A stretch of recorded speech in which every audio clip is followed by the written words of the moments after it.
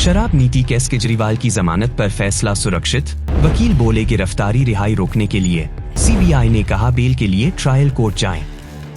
दिल्ली शराब नीति केस में गुरुवार को अरविंद केजरीवाल की जमानत याचिका पर सुप्रीम कोर्ट ने फैसला सुरक्षित रख लिया है। सुप्रीम कोर्ट ने फैसला सुरक्षित रखने से पहले केजरीवाल और सीबीआई का पक्ष सुना। अदालत में वकील ने कहा कि केजरीवाल को इसलिए गिरफ्तार किया गया ताकि वे जेल से बाहर न आ सकें, जबकि जमानत नियम और जेल अपवाद है। मनीष सिसोदिया को जमानत देते वक्त कोर्ट ने यही कहा था। सीबीआई ने दलील दी कि केजरीवाल को जमानत के लिए पहले ट्रायल कोर्ट जाना चाहिए, सीधे सुप्रीम कोर्ट नहीं आना चाहिए। अगर उन्हें जमानत मिली तो हाई कोर्ट को निराशा होगी।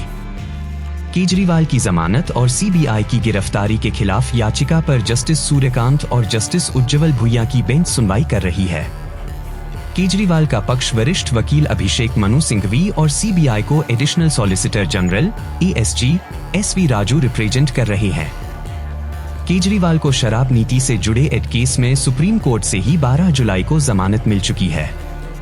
इस केस में आम आदमी पार्टी, आप पार्टी नेता संजय सिंह, दिल्ली के डिप्टी सीएम मनीष सिसोदिया और भारत राष्ट्र समिति बीआरएस लीडर के कविता को जमानत दी जा चुकी है।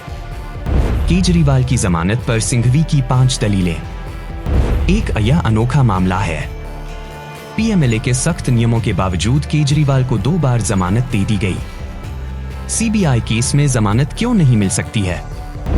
2. सीबीआई ने दलील दी है कि केजरीवाल सहयोग नहीं कर रहे हैं। कोर्ट के ही आदेश में कहा गया है कि यह उम्मीद नहीं की जा सकती कि आरोपी खुद को दोषी बता दे।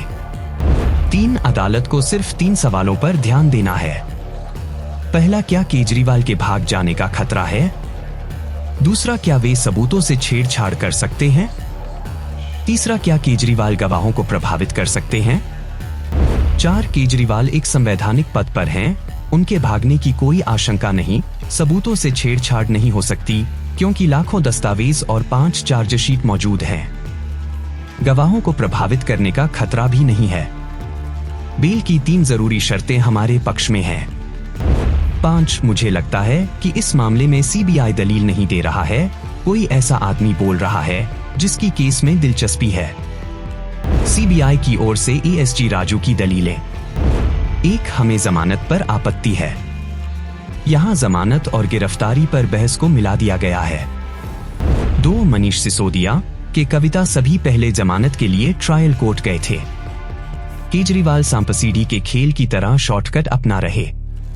3. केजरीवाल को लगता है कि वे एक एक्स्ट्रा ऑर्डिनरी व्यक्ति हैं जिनके लिए अलग व्यवस्था होनी चाहिए।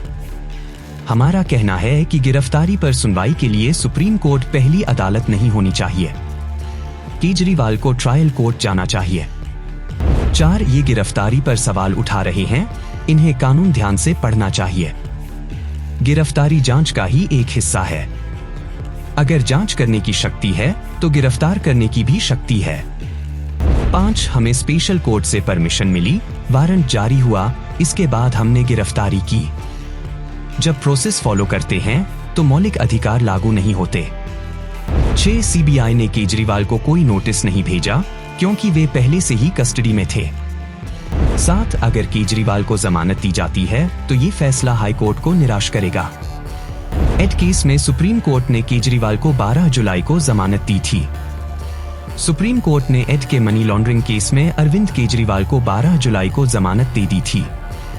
जमानत देते हुए जस्टिस संजीव खन्ना ने कहा था कि केजरीवाल 90 दिन से जेल में हैं, इसलिए उन्हें रिहा किए जाने का निर्देश देते हैं।